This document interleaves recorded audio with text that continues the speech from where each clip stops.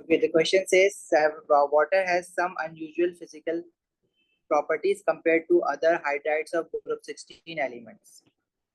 Some of these properties are due to hydrogen bonds. These intermolecular forces are much stronger in water than they are in H2S, for example. देखो hydrogen bonding की वजह से water की जो different properties हैं वो क्या क्या है. Due to the hydrogen bonding water has unusually higher boiling point. First of all एक तो उसका बॉइलिंग पॉइंट हायर होता है.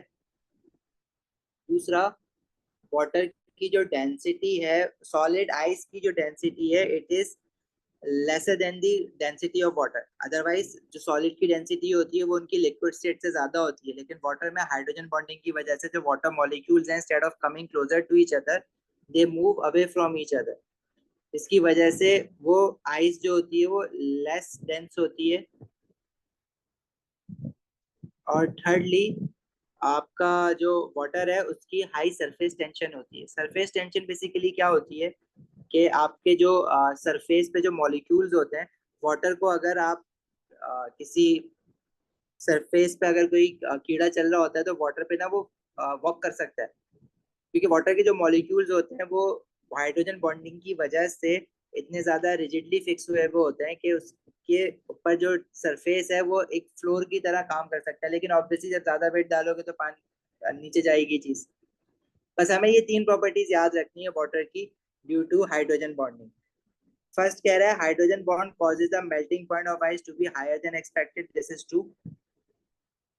Hydrogen bonds cause the surface tension of water to be higher than expected. This is also true. Higher surface tension होती है. और thirdly, hydrogen bonds cause the viscosity of water to be higher than expected. अच्छा, viscosity basically ability to flow है या hindrance to the flow होती है. अगर आप कहो कि viscosity को कैसे define करते हैं, तो viscosity for the liquid is the hindrance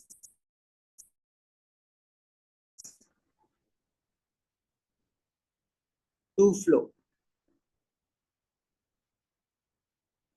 अच्छा, अब जो वाटर होता है वो वैसे अगर हम बाकी सिंपल कोवलेंट मॉलिक्यूल्स की जो वाटर लिक्विड स्टेट होती है, जैसे कि अल्कोहल हो गया, पेट्रोल हो गया, उसकी जो विस्कोसिटी की बात करें तो वो कम होती है. मतलब वो इजिली फ्लो कर सकते हैं, लेकिन वाटर जो है वो इनके मुकाबले में मुश्किल से फ्लो करता है. तो ये जो हायर विस्कोसिटी है ये भी हाइड्रोजन बॉन्डिंग की वजह से हो रही होती है, क्योंकि फोर्सेस ऑफ अट्रैक्शन स्ट्रॉन्गर है मॉलिक्यूल्स के बीच में. सही है, ये वाली बातें याद रखना. वाटर की हाइड्रोजन बॉन्डिंग की वजह से होती है. इनको हम पेक्यूलियर प्रॉपर्टीज ऑफ वाटर कहते हैं या एनोमलस प्रॉपर्टीज ऑफ वाटर कहते हैं. पेक्यूलियर या एनोमलस.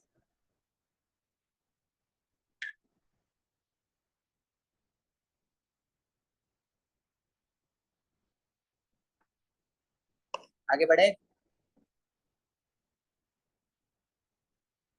अच्छा, क्वेश्चन 73 में is saying which type of intermolecular forces can exist between adjacent urea molecule.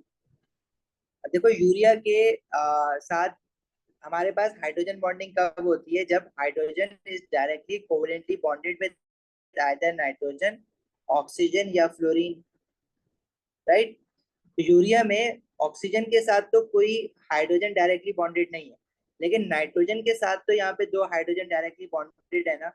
It means urea molecule is capable of making a hydrogen bond with the adjacent urea molecule. अच्छा, urea के अंदर nitrogen और hydrogen जो bonded है, nitrogen is obviously more electronegative than hydrogen, जिसकी वजह से nitrogen पे एक पार्शियल नेगेटिव चार्ज भी आएगा और हाइड्रोजन पे एक पार्शियल पॉजिटिव चार्ज भी आएगा. देखो हमने जो three type of intermolecular forces पढ़ा है, उनमें हमने पहली जो टाइप ऑफ फोर्स पढ़ी है वो है instantaneous dipole induced dipole forces. वो कब होती है, जब आपके पास मॉलिक्यूल नॉन पोलर होता है या उस पर डायपोल्स ही नहीं बन रहे होते. दूसरी टाइप ऑफ मॉलिक्यूलर फोर्स हमने पढ़ी है परमानेंट डायपोल फोर्सेस. और परमानेंट डायपोल फोर्सेस होंगी तो कुछ मॉलिक्यूल्स में हाइड्रोजन बॉन्डिंग भी हो सकती है, जिसमें हाइड्रोजन डायरेक्टली कोवेलेंटली बॉन्डेड होता है विद नाइट्रोजन, ऑक्सीजन या फ्लोरीन. तो मतलब अगर हाइड्रोजन बॉन्डिंग है तो परमानेंट डायपोल तो होगी ही. सही है. Without permanent dipole hydrogen bonding ही भी नहीं हो सकती है. तो यूरिया मॉलिक्यूल में हाइड्रोजन बॉन्डिंग भी है, परमानेंट डायपोल फोर्सेस भी है. और instantaneous dipole induced dipole forces मतलब आईडी फोर्सेस तो हर मॉलिक्यूल में ही होती हैं, चाहे उसमें परमानेंट डायपोल हो चाहे ना हो. तो ये तो सब में ही होती है. तो इसका आंसर क्या होगा? A. Yes ma'am, it's A.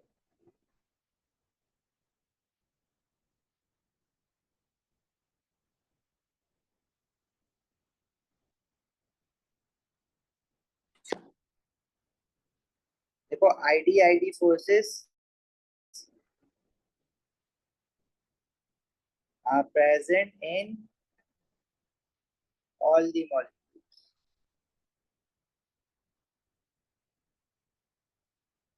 right? चलो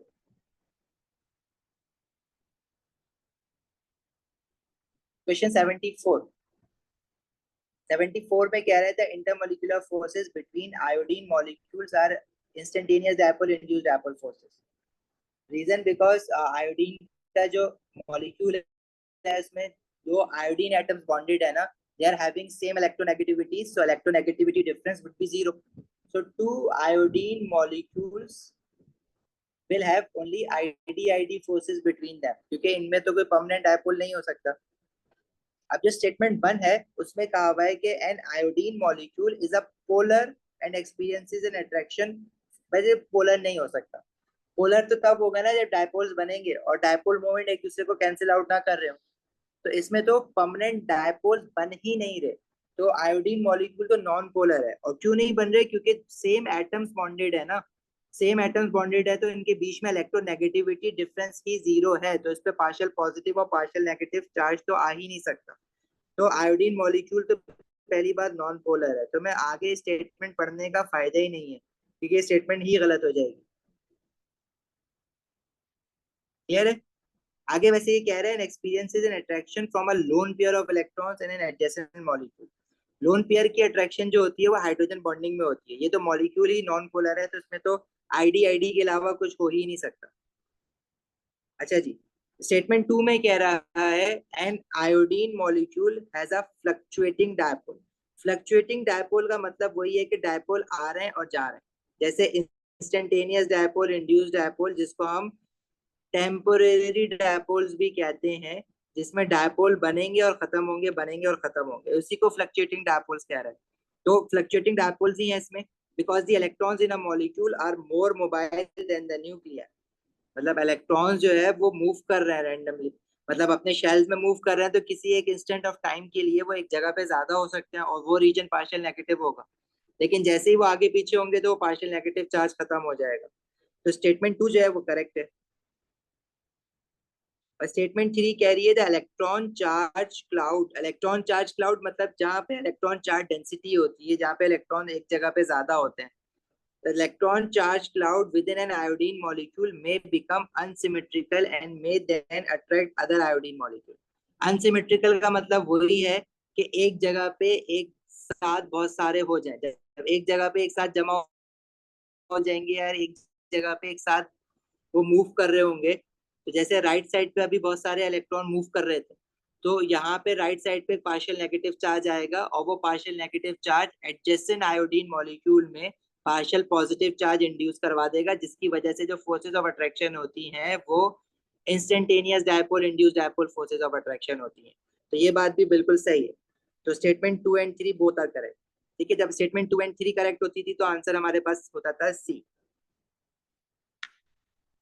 क्लियर है यहाँ तक? कोई सवाल?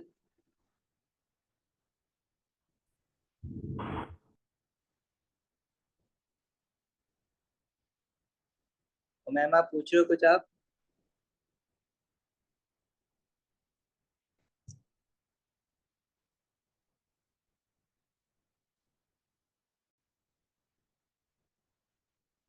अच्छा, ये 75 जो है ना, ये हम ऑर्गेनिक केमिस्ट्री में भी पढ़ेंगे, लेकिन यहाँ पे ऑर्गेनिक केमिस्ट्री का कोई इतना खास लेना देना नहीं है, ये इंटरमोलिकुलर फोर्सेस की बात चल रही है इसमें। अब ये एक मॉलिक्यूल है जिसको हम कहते हैं केवलार। केवलार बेसिकली जो बुलेट प्रूफ जैकेट्स होती है उनको बनाने के लिए यूज होता है। Compared to a steel rope of similar dimensions, a Kevlar rope is both lighter and stronger। ठीक है, स्ट्रॉन्गर होने का रीजन केवलार का ये है कि जो केवलार के मॉलिक्यूल्स होते हैं वो आपस में हाइड्रोजन बॉन्ड बना सकते हैं। और हाइड्रोजन बॉन्ड क्यों बना सकते हैं? क्योंकि नाइट्रोजन और हाइड्रोजन देखो डायरेक्टली कोवलेंटली बॉन्डेड है, और जहाँ पे नाइट्रोजन और हाइड्रोजन डायरेक्टली कोवलेंटली बॉन्डेड होता है वहां पे हाइड्रोजन बॉन्डिंग हो सकती है।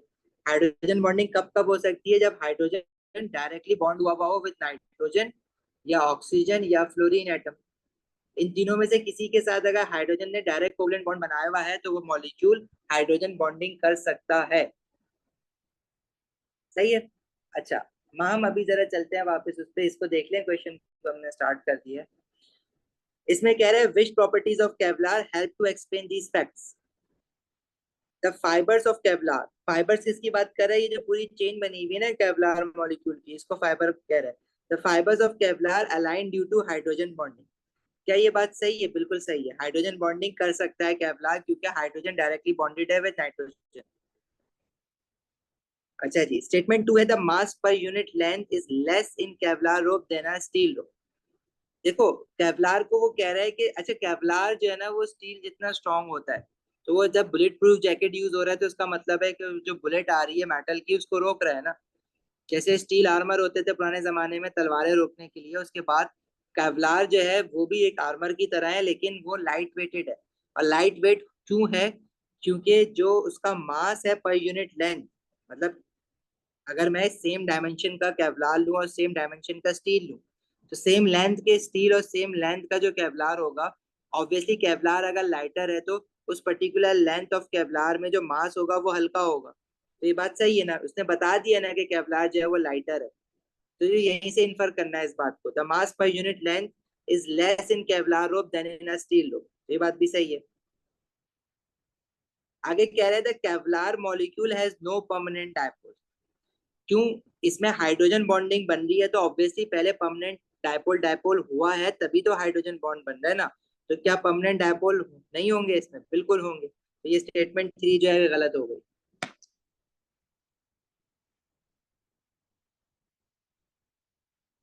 क्लियर है?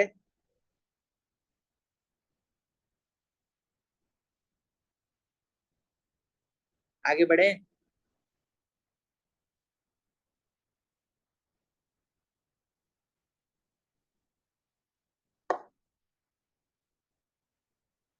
अच्छा मैम, ये जो स्टेटमेंट थ्री थी 74 क्वेश्चन की, इसमें कह रहा था the electron charge cloud. Electron charge cloud basically हम इलेक्ट्रॉन जहाँ पे एक जगह पे ज्यादा होता है उसको इलेक्ट्रॉन चार्ज क्लाउड कहते हैं, या हम ये कहते हैं कि इलेक्ट्रॉन चार्ज डेंसिटी वहां पे ज्यादा है। तो इंस्टेंटेनियस डायपोल और इंड्यूस डायपोल जो बने थे, वो बनने का रीजन ही यही था कि किसी एक साइड पे, अगर मैं इनके ऑर्बिटल्स देखूं तो किसी एक साइड पे इलेक्ट्रॉन एक वक्त में ज्यादा साइड पे, जैसे राइट साइड से भी सारे इलेक्ट्रॉन गुजर रहे हैं for one particular time instant, तो हम कहेंगे कि राइट साइड पे जो इलेक्ट्रॉन चार्ज डेंसिटी है वो ज्यादा है। ठीक है, अगर राइट साइड पे इलेक्ट्रॉन चार्ज डेंसिटी ज्यादा है, इट मींस के राइट साइड पे इलेक्ट्रॉन क्लाउड ज्यादा है, जिसकी वजह से उस साइड पे एक पार्शियल नेगेटिव चार्ज आ जाता है। और वो partial negative charge neighbouring molecule में इलेक्ट्रॉन को रिपेल करके दूसरी साइड पे भेजता है, तो नेबरिंग मॉलिक्यूल पे उस साइड पे पार्शियल पॉजिटिव चार्ज आ जाता है, जिसकी वजह से वो अट्रैक्ट करते हैं। तो इलेक्ट्रॉन जो है वो एक साइड पे ज्यादा हो गए, तो उसको वो कह रहे हैं कि अनसिमेट्रिकल हो गए। ये बात सही है ना, आईडी आईडी आने का रीजन ही यही था।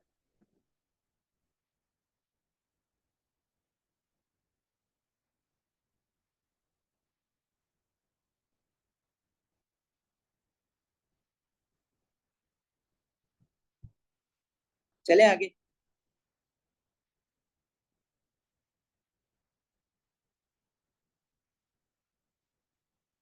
अच्छा, मेटालिक बॉन्डिंग के कुछ क्वेश्चंस हैं, थोड़े से एमसीक्यूज इसके देखते हैं, फिर पेपर टू ट्राई करते हैं इसका ना बॉन्डिंग का। MCQ 76 is the group 2 metals have higher melting point than group 1 metals. Okay.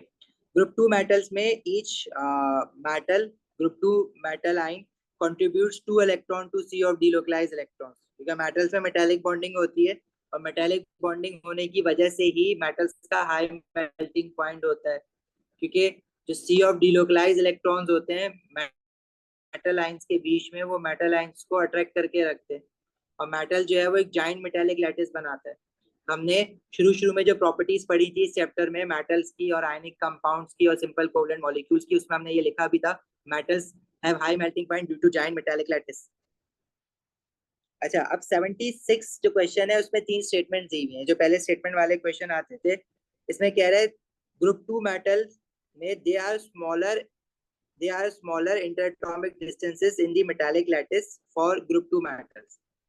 देखो भाई, अक्रॉस द पीरियड अगर हम बात करते हैं, अगर हम ग्रुप 1 और ग्रुप 2 के मेटल आइन के साइज को कंपेयर करें, या सोडियम एटम या मैग्नीशियम एटम के साइज को कंपेयर करते हैं, तो सोडियम का साइज जो होगा वो बड़ा होगा और मैग्नीशियम का साइज छोटा होता है अक्रॉस द पीरियड। जब हमने ट्रेंड ऑफ पीरियोडिसिटी पढ़ा था उसमें हमने ये देखा था कि across the period atomic size decrease हो रहा होता है। ये फर्स्ट चैप्टर की बात है एटॉमिक स्ट्रक्चर की। मैग्नीशियम एटम का साइज स्मॉलर होता है as compare to sodium atom, क्योंकि मैग्नीशियम एटम के पास नंबर ऑफ प्रोटॉन ज्यादा होते हैं, जिसकी वजह से nuclear pull over the electrons magnesium में ज्यादा होता है।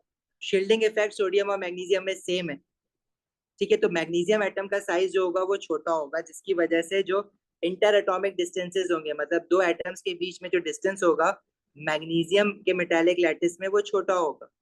देखो अब अगर मेटल आयन एक दूसरे के करीब करीब है तो अट्रैक्शन ज्यादा एफिशिएंट होगी, क्योंकि इलेक्ट्रॉन जो है वो इजिली जो है वो अट्रैक्ट कर सकेगा मेटल पॉजिटिव आयन को मेटालिक बॉन्डिंग में। जो सी ऑफ डिलोकलाइज इलेक्ट्रॉन्स है वो ज्यादा फोर्स से अट्रैक्ट कर सकेंगे अगर वो उनके डिस्टेंसेस कम है। तो ये बात सही है कि इंटर एटॉमिक डिस्टेंसेस कम होते हैं ग्रुप टू मेटल्स में, ग्रुप टू मेटल एटम के बीच में, जिसकी वजह से उनकी फोर्स ऑफ अट्रैक्शन ज्यादा स्ट्रॉन्गर होती है, hence they have higher melting point than group one metal. Statement two में कह रहा है more electrons are available for each group two metal atom for bonding the atom into metallic lattice. देखो metallic bonding होती है metal positive sea of delocalise electrons की वजह से। और सी ऑफ डिलोकलाइज इलेक्ट्रॉन्स कहाँ से आते हैं? जो मेटल एटम के वैलेंस शेल के इलेक्ट्रॉन्स होते हैं वही सी ऑफ डिलोकलाइज इलेक्ट्रॉन्स में आते हैं ना। अब अगर वो इलेक्ट्रॉन ज्यादा होंगे तो obviously electrostatic forces of attraction ज्यादा स्ट्रॉन्गर होंगी। सोडियम के वैलेंस शेल में, ग्रुप वन के मेटल वैलेंस शेल में वन इलेक्ट्रॉन होता है, ग्रुप टू मेटल्स के वैलेंस शेल में टू इलेक्ट्रॉन्स होते हैं। तो जाहिर है वैलेंस शेल में ज्यादा इलेक्ट्रॉन्स होते हैं, तो सी ऑफ डिलोकलाइज इलेक्ट्रॉन्स में ज्यादा इलेक्ट्रॉन्स होंगे, तो फोर्स ऑफ अट्रैक्शन स्ट्रॉन्गर होगी, इसलिए स्टेटमेंट टू भी करेक्ट है। स्टेटमेंट थ्री कह रहा है group two metals have a higher first ionisation energy than the corresponding group one metal. ये बात बिल्कुल सही है। Across the period first ionisation energy की वैल्यूज इंक्रीज होती है, लेकिन इस बात का मेल्टिंग पॉइंट से कोई लेना देना नहीं है। तो ये इलेक्ट्रॉन रिमूव करवाने की एनर्जी वैलेंस शेल की ग्रुप टू में ज्यादा लगेगी group as compare to group one. हमने trend of first ionization energies across the period पढ़ा था ना, उसमें हमने क्या देखा था कि सोडियम की फर्स्ट आयनाइजेशन एनर्जी कम है, मैग्नीशियम की ज्यादा है। मैग्नीशियम ग्रुप टू का है और सोडियम जो है वो ग्रुप वन का मेटल है। तो ये बात सही तो है, लेकिन इससे मेल्टिंग पॉइंट का कोई लेना देना नहीं है, इससे मेल्टिंग मेटालिक बॉन्डिंग डिफाइन नहीं हो रही है। तो statement three, though it is correct but it has nothing to do with the melting point of as far as this question is concerned, तो ये wrong answer है। only statement one and two are correct, मतलब इसका answer B होना चाहिए।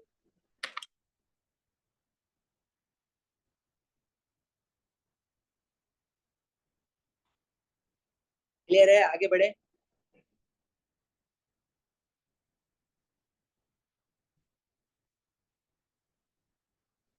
अच्छा 77 तो आसान है। 78 हम स्टेट्स ऑफ मैटर में पढ़ेंगे। के 80 ऑर्गेनिक की वजह से हम छोड़ेंगे, 80 लिख लेना, नहीं करना है अभी आपको। इसमें कुछ ना स्टेट्स ऑफ मैटर के क्वेश्चन भी खोले हुए थे मैंने।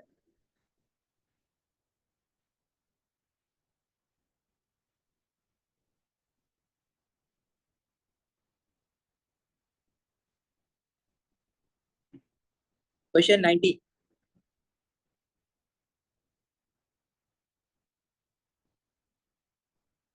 आंसर बताओगे? Phosphorus forms a compound with hydrogen called phosphine, PH3. PH3 is just like NH3, ammonia की तरह ही है ना, क्योंकि नाइट्रोजन भी ग्रुप 15 का है, फास्फोरस भी ग्रुप 15 का है। This compound can react with a H positive ion। जैसे अमोनिया में नाइट्रोजन H पॉजिटिव आयन को लोन देता है ना, नेटिव बॉन्ड बनाता है उसके साथ, इसी तरह अगर मैं फास्फोरस को देखूं तो फास्फोरस एटम पे भी एक लोन पेयर होगा, क्योंकि वो भी ग्रुप 15 का ही है ना, जस्ट लाइक अमोनिया। तो वो भी एक डेटिव बॉन्ड बना सकता है H पॉजिटिव आयन के साथ। कह रहा है which type of interaction occurs between PH3 and H positive ion, that should be a dative covalent bond.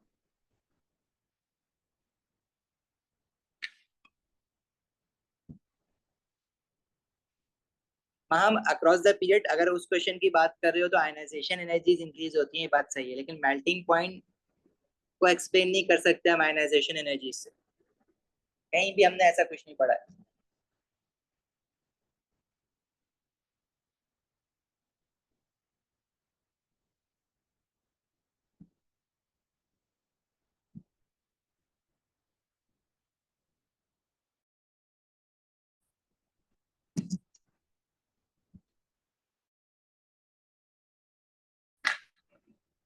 अच्छा, क्वेश्चन 91 में कह रहा है which diagram represent the overlap of two orbital which will form a pi bond. देखो pi bond तो एक ही तरह से बन सकता है, पी और पी साइडवेज ओवरलैप। देखो एक होता है हमारे पास एस एस ओवरलैप, जिसमें एक एस और दूसरा एस, ये हेड ऑन ओवरलैप कर सकते हैं, ये सिग्मा बॉन्ड है। सिग्मा बॉन्ड एस और पी ओवरलैप की वजह से भी बन सकता है, लाइक दिस। और सिग्मा बॉन्ड जो है वो पी और पी हेड ऑन ओवरलैप की वजह से भी बन सकता है। मतलब पी और पी अगर लीनियर ओवरलैप करेंगे तो ये भी सिग्मा बॉन्ड है। तो ये सारे हमारे सिग्मा बॉन्ड है। लेकिन पाई बॉन्ड सिर्फ एक ही ओवरलैप की वजह से बनता है, जो कि पी और पी साइडवेज ओवरलैप होता है। और एस और पी के बीच में कभी भी पाई बॉन्ड नहीं बन सकता। और पी और पी साइडवेज ओवरलैप किस तरह से बनाते हैं, इस तरह से बनाते हैं। तो इसका तो बड़ा स्ट्रेट फॉरवर्ड आंसर है, दैट इज बी।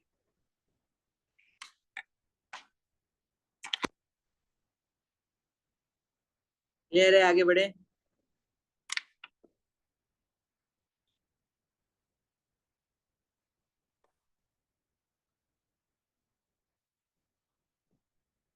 अच्छा, इस तरह के जो क्वेश्चंस होते हैं इसमें जैसे ये दिया हुआ है, carbon is found in spearmint, how many sigma and pi bonds are present in this molecule. देखो सिग्मा बॉन्ड जो होता है वो दो एटम्स के बीच में जो फर्स्ट बॉन्ड होता है, first bond between any two bonded atoms is always a sigma bond.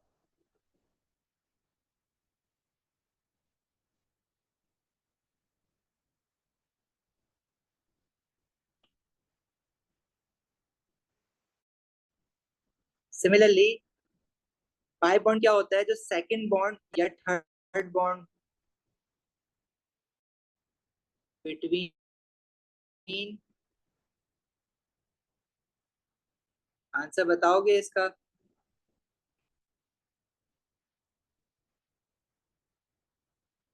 मतलब जहां जहां डबल बॉन्ड बना हुआ है ना, उस डबल बॉन्ड में पहला बॉन्ड तो सिग्मा होगा और दूसरा पाई होगा।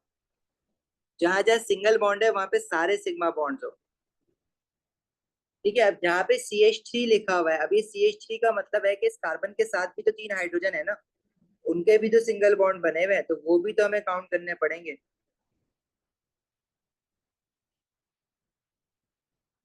जहाँ CH2 लिखा हुआ है, इस मीन्स इस कार्बन के साथ दो हाइड्रोजन है।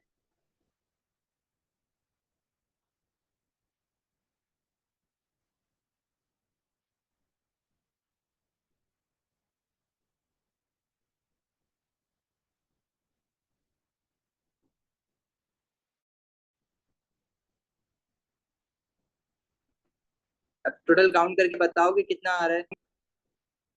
देखो पाई बॉन्ड तो हम फौरन काउंट कर सकते हैं, डबल बॉन्ड हमें दिख रहा है कि यहाँ पे एक पाई बॉन्ड ये रहा, जहाँ जहाँ डबल बॉन्ड है वहां पाई बॉन्ड आएगा। तो पाई बॉन्ड तो थ्री पाई बॉन्ड है, लेकिन इसने ऑप्शन में जब भी थ्री जो है वो तीन जगह दिया हुआ है। ठीक है, तो इतना आसान तो नहीं करना तुम्हारे लिए उसने क्वेश्चन को। सिग्मा बॉन्ड काउंट करने पड़ेंगे। अब सिग्मा बॉन्ड आपके पास जहां जहां सिंगल बॉन्ड दिख रहा है वो तो है सिग्मा बॉन्ड। एक हो गया, ये दूसरा कार्बन, 3, 4, 5, 6, 7, 8, 9, 10, 11, 12। अब कार्बन और हाइड्रोजन के जो बॉन्ड जो इसने कंडेंस करके CH3 लिखा हुआ है ना, यहाँ भी तो सिग्मा बॉन्ड है। इस कार्बन के साथ तीन हाइड्रोजन है, तो तीन सिग्मा बॉन्ड होंगे। तो 12, 13, 14, 15, तो तीन सिग्मा बॉन्ड इसमें। जहाँ पे CH2 लिखा हुआ है इट मीन्स के वहां पे दो सिग्मा बॉन्ड है। जहां जहां CH3 लिखा हुआ है वहां पे तीन सिग्मा बॉन्ड है। अब काउंट करके बताओ टोटल कितने बन रहे हैं।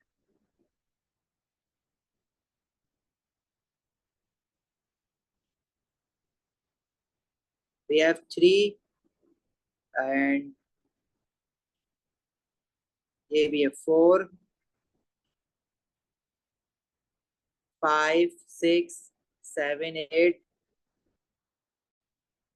9 10 11 12 13 14 15 16 17 18 19 20 21 22 23 24 25 26 इतने ज्यादा कैसे हो गए? वहीं पे हमने ज्यादा लगा दिए हैं। एक मिनट रुको।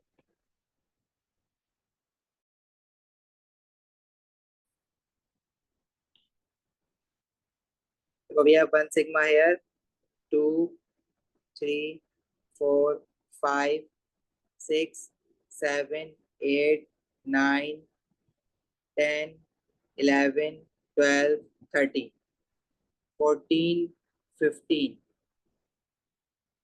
16, 17, 18, 19, 20 and 23 and 25.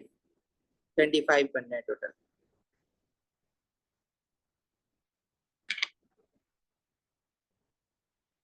समझ आई ताहा?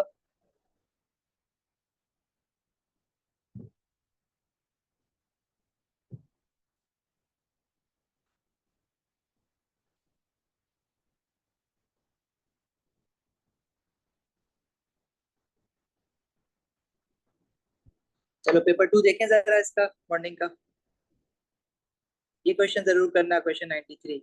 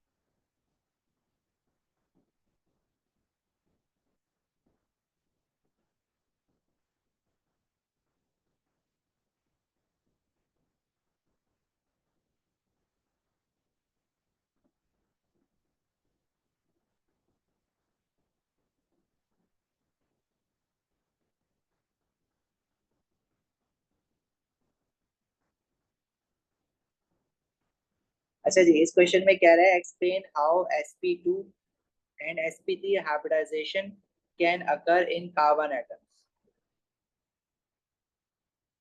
ठीक है, देखो sp2 हाइब्रिडाइजेशन कब होती है? जब हमारे पास वन कार्बन का, कार्बन की अगर हम इलेक्ट्रॉनिक कॉन्फ़िगरेशन देखते हैं तो कार्बन का एटॉमिक नंबर 6 है।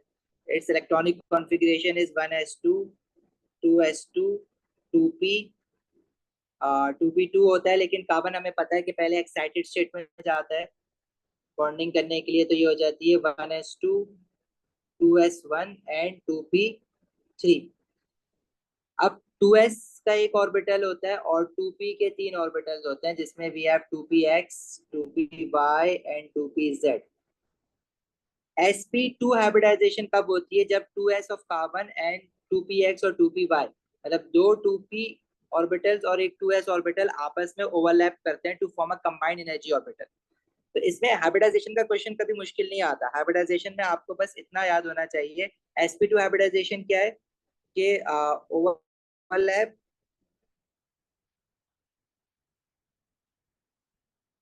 Between 2s and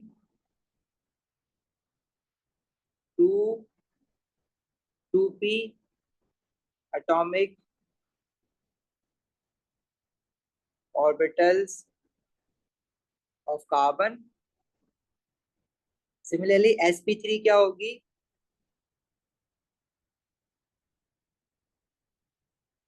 overlap between 2s, क्योंकि एक ही 2s होता है कार्बन का, and 3 2p atomic orbitals of carbon.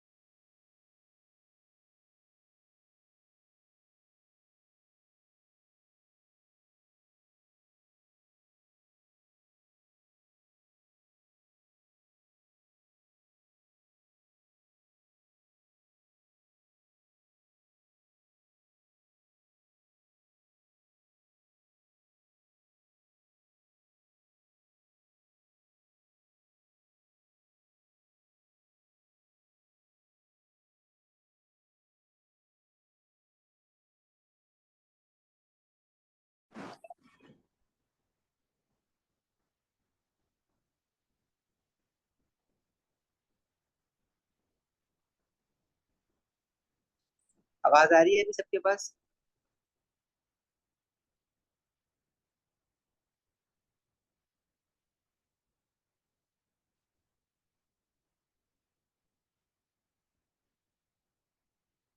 कहाँ तक सुना था?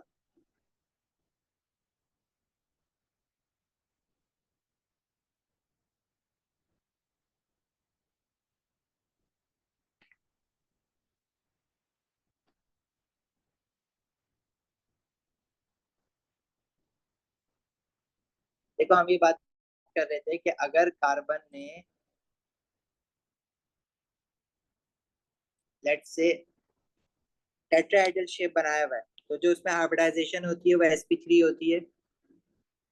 अगर कार्बन का शेप ट्रिगनल प्लानर है कार्बन के अबाउट मॉलिक्यूल का, तो वो sp2 हाइब्रिडाइजेशन की हुई होती है कार्बन ने, और अगर शेप लीनियर है तो कार्बन ने sp हाइब्रिडाइजेशन की हुई होती है। बस इतना याद रखो, हाइब्रिडाइजेशन के लिए ये काफी है।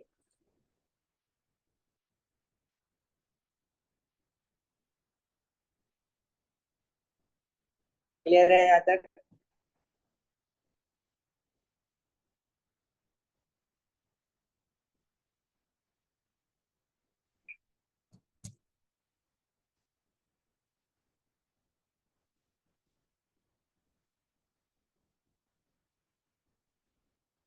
अच्छा, आगे क्वेश्चन में पूछ रहा है, state the bond angles normally associated with each type of hybridisation in carbon atom. तो अभी हमने देखा sp3 हाइब्रिडाइजेशन में जो बॉन्ड एंगल्स होते हैं वो 109.5 डिग्रीज के होते हैं,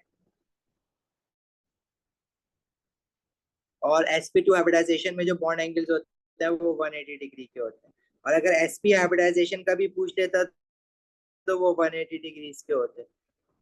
और sp हाइब्रिडाइजेशन में अगर वो ओवरलैप का पूछ लेता, अब तीन ही तो है, वो तीसरी भी एक बार यहीं पे लिख लो, इससे ज्यादा हाई लेवल का हाइब्रिडाइजेशन का क्वेश्चन नहीं आ सकता।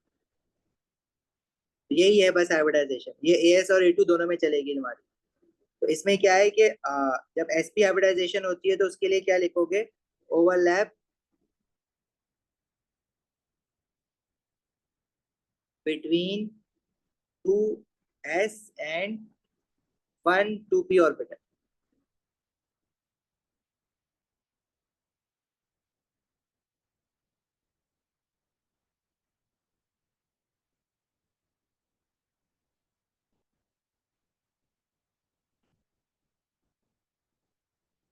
ठीक है भाई, आगे बढ़े।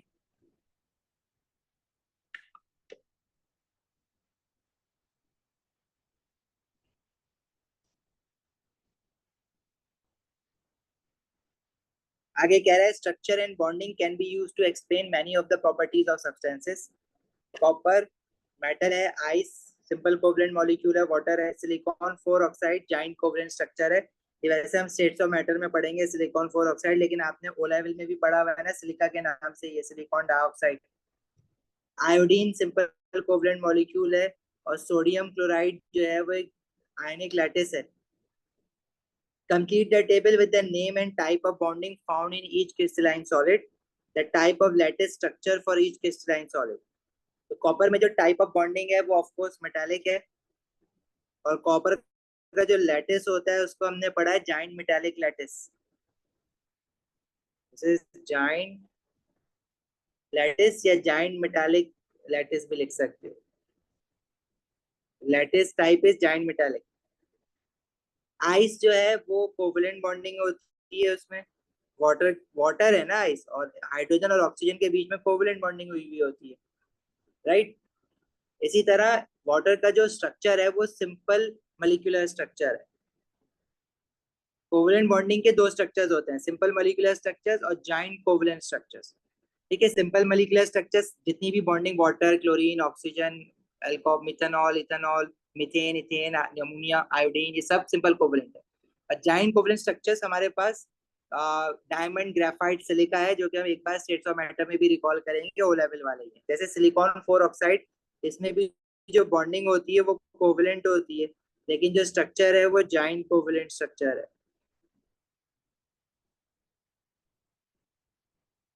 इसी तरह आयोडीन जो है वो कोवलेंट है, और जो स्ट्रक्चर है वो सिंपल मॉलिक्यूलर स्ट्रक्चर है। सोडियम क्लोराइड बॉन्डिंग आयोनिक है, और जो लैटिस है वो जाइंट आयोनिक लैटिस है। सही है भाई।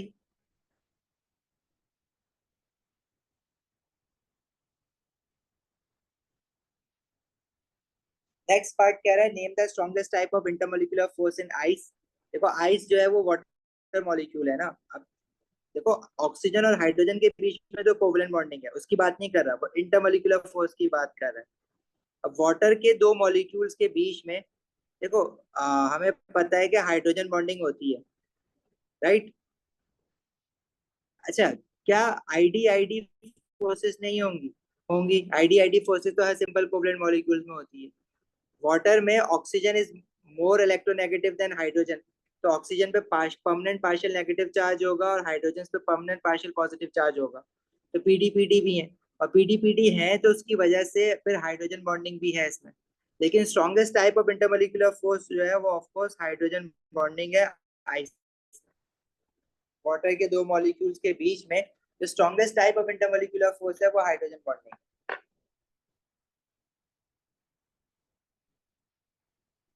क्लियर है यहाँ तक? आगे चलें।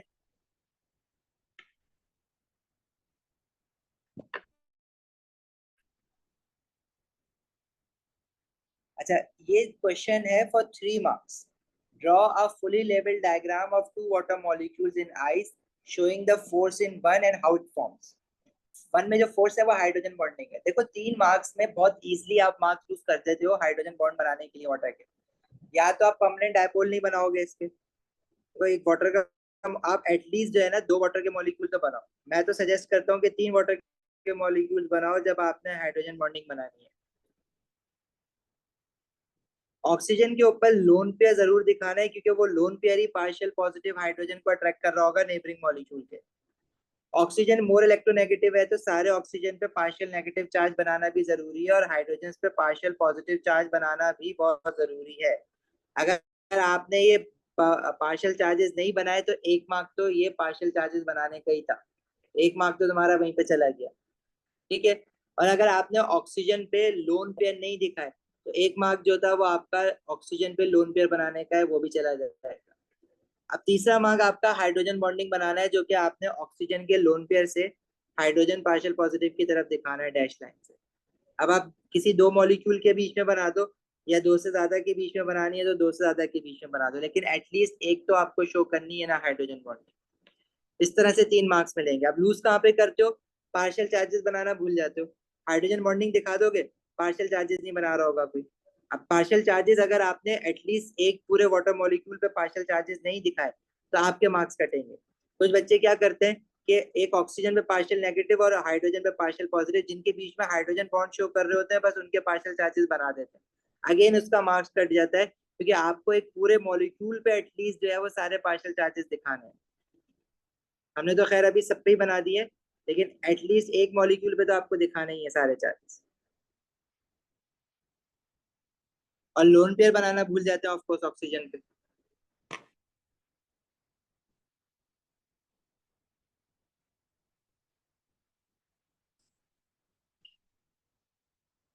क्लियर है, 3 मार्क्स का है ये, और बहुत आसानी से मार्क्स आते हैं इसमें।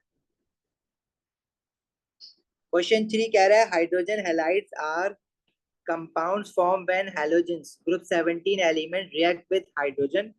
The bond polarity of hydrogen halide decreases from hydrogen fluoride to hydrogen iodide. देखो बॉन्ड पोलैरिटी क्या होता है, जब दो एटम्स आपस में बॉन्डेड होते हैं और इनके बीच में इलेक्ट्रोनेगेटिविटी डिफरेंस होता है, तो shared pair of electron stays more towards the more electronegative atom, जिसकी वजह से पार्शियल चार्जेस आते हैं, and this phenomena is known as bond polarity. अगर मैं हाइड्रोजन फ्लोराइड की बात करूंगा, या फिर हाइड्रोजन क्लोराइड, और फिर उसके नीचे हाइड्रोजन ब्रोमाइड, और फिर हाइड्रोजन आयोडाइड, तो डाउन द ग्रुप इलेक्ट्रोनेगेटिविटी की वैल्यूज जो होती हैं वो डिक्रीज होती है। तो fluorine is most electronegative than chlorine, bromine and iodine. तो फ्लोरीन पे जो पार्शियल नेगेटिव चार्ज आएगा वो ज्यादा स्ट्रॉन्गर आएगा एज कंपेयर टू क्लोरीन, और ब्रोमीन पे पार्शियल नेगेटिव चार्ज और वीकर होगा, और आयोडीन पे पार्शियल नेगेटिव चार्ज और वीकर होगा। तो ये जो डायपोल्स बन रहे हैं ये डाउन द ग्रुप वीकर होते जाएंगे, जिसकी वजह से इनके जो आपस में मॉलिक्यूल्स के बीच में जो इंटरमोलिकुलर फोर्स ऑफ अट्रैक्शन है वो भी डिफरेंट होंगे।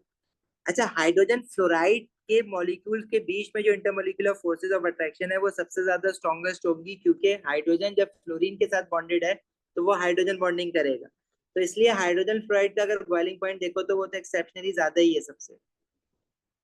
ठीक है, सॉरी ये तो मैंने वो बना दी। हाइड्रोजन फ्लोराइड का बॉइलिंग पॉइंट देखो तो वो ज्यादा है, 19 डिग्री सेल्सियस है, +90। HCl -85 है, हाइड्रोजन ब्रोमाइड -67 है, और हाइड्रोजन आयोडाइड -35 है। तो हाइड्रोजन क्लोराइड से हाइड्रोजन आयोडाइड तक भी जो बॉइलिंग पॉइंट है वो इंक्रीज ही हो रहा है। नेगेटिव में वैल्यू डिक्रीज होने का मतलब है कि बॉइलिंग पॉइंट इंक्रीज हो रहा है ना। और उनका इंक्रीज होने का रीजन क्या है, उनका इंक्रीज होने का रीजन ये है कि क्योंकि क्लोरीन, ब्रोमीन और आयोडीन के अगर आप नंबर ऑफ इलेक्ट्रॉन्स कंपेयर करोगे तो नंबर ऑफ इलेक्ट्रॉन ज्यादा होते हैं ना ब्रोमीन के पास, और आयोडीन के पास और ज्यादा होते हैं, तो इन मॉलिक्यूल्स के बीच में आईडी आईडी फोर्सेस बढ़ जाती हैं। अगर आपको याद हो तो हमने इसका एक ट्रेंड भी बनाया था, boiling point versus hydrogen halides का। तो हाइड्रोजन आयोडाइड, हाइड्रोजन फ्लोराइड का बॉइलिंग पॉइंट सबसे हाईएस्ट है, एक्सेप्शनली हाई है वो, क्योंकि उसमें हाइड्रोजन बॉन्डिंग है। लेकिन HCl और फिर आगे हम HBr, हाइड्रोजन ब्रोमाइड और हाइड्रोजन आयोडाइड का देखें तो वो इंक्रीज होता है। और इंक्रीज होने का रीजन क्या है, क्योंकि इनमें ID ID forces more stronger होती जाती हैं, बिकॉज नंबर ऑफ इलेक्ट्रॉन ज्यादा होते हैं हाइड्रोजन ब्रोमाइड में as compare to hydrogen chloride?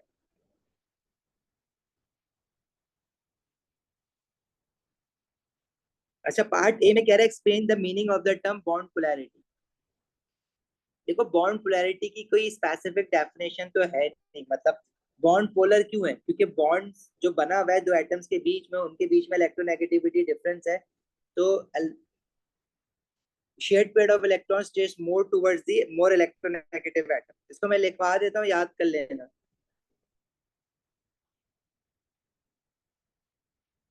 In a bond, in a covalent bond,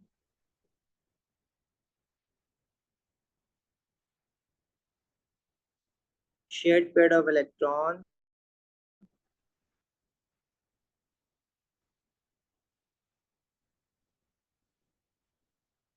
stay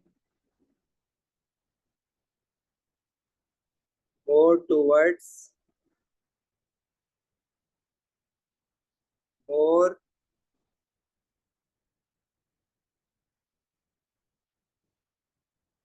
electronegative element,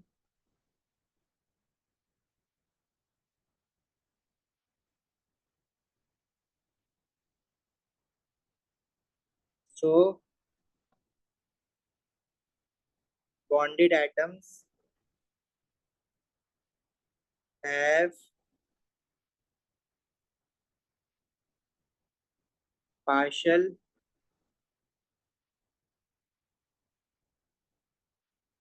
charges,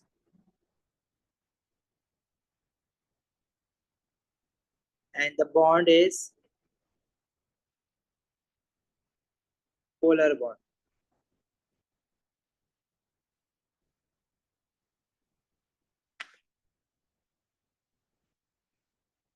आगे बढ़े।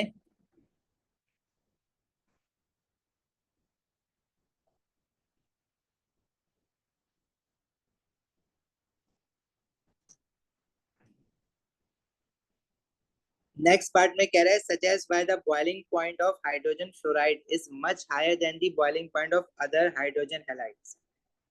अब हाइड्रोजन देखो, 2 मार्क्स के लिए ये, अगर आप सिर्फ इतना लिख दोगे हाइड्रोजन फ्लोराइड में हमारे पास हाइड्रोजन बॉन्डिंग होती है, तो 1 मार्क मिलेगा। लेकिन हाइड्रोजन बॉन्डिंग होने की वजह से बॉइलिंग पॉइंट क्यों हायर है? क्योंकि hydrogen bonding is the strongest type of intermolecular force of attraction which requires high amount of energy to be broken. देखो, इस तरह से लिखेंगे, there is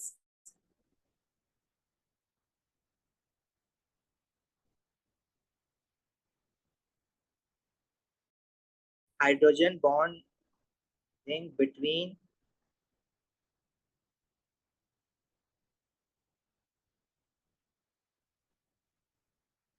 the molecules of hydrogen fluoride,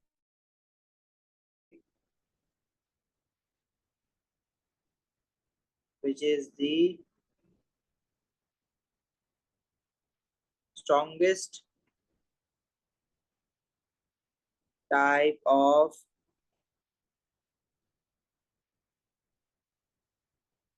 intermolecular forces, hence requires more energy to overcome। Overcome भी लिख सकते हो, अगर आप ब्रेक लिखना चाहो तो ब्रेक इजली याद हो जाता है, तो ब्रेक लिख दो।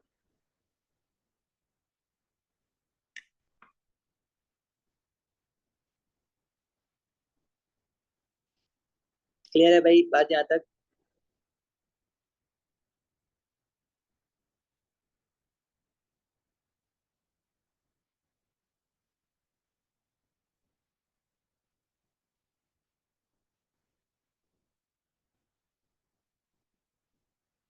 आगे बढ़े। चलो आज यहीं तक रखते हैं इसको। कुछ क्वेश्चंस ट्राई करो खुद से, जब तक खुद से नहीं करोगे ना और आंसर्स चेक नहीं करोगे मार्किंग की से, तो आपका जो है वो कॉन्फिडेंस आएगा नहीं क्वेश्चंस पे। बाकी नेक्स्ट क्लास में फिर हम लोग नेक्स्ट चैप्टर पे मूव करेंगे, मोल्स एंड स्टोइचियोमेट्री पे। बट मेक श्योर के इसके जरा क्वेश्चंस करना स्टार्ट करो।